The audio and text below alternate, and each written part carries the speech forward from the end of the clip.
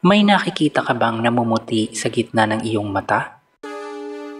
Nagiging malabo o parang cloudy ang lente ng mata kapag nagsisimula ng magkaroon ng katarata ang mata ng isang tao. Ito ay madalas na nangyayari kapag tumatanda ang tao, lalo na kapag umabot na sa 70 pataas ang edad ng isang tao. Nagiging malamlam din ang kulay sa paligid dahil sa katarata.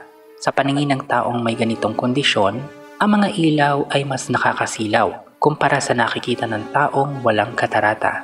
Ayon sa mga taong may katarata, kapag tumitingin sila sa ilaw, may nakikita daw silang halo o puting bilog na nakapalibot sa ilaw. Dumodoble din ang mga bagay sa paningin ng taong may ganitong kondisyon. At dahil lumalabo ang mata, nahihirapan ang taong may ganitong kondisyon na gawin ang pang-araw-araw na gawain, partikular ang pagbabasa.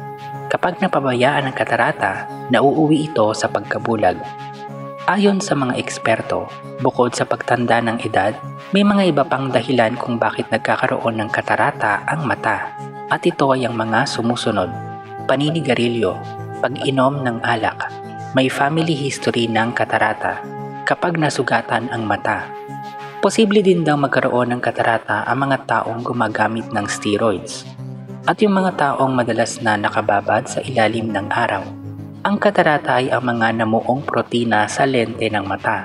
Kapag umabot na sa 40 ang isang tao, nagsisimula na magbira-piraso ang protina sa lente ng mata. At kapag ang mga ito ay namuong muli, nagiging katarata ito. Sa pamamagitan ng eye surgery, pwedeng alisin ang katarata sa mata. Napakahalaga ng iyong mga mata. Habang maaga pa, ay iwasan mo na ang paninigarilyo at ang pag-inom ng alak upang maiwasan mong magkaroon ng katarata.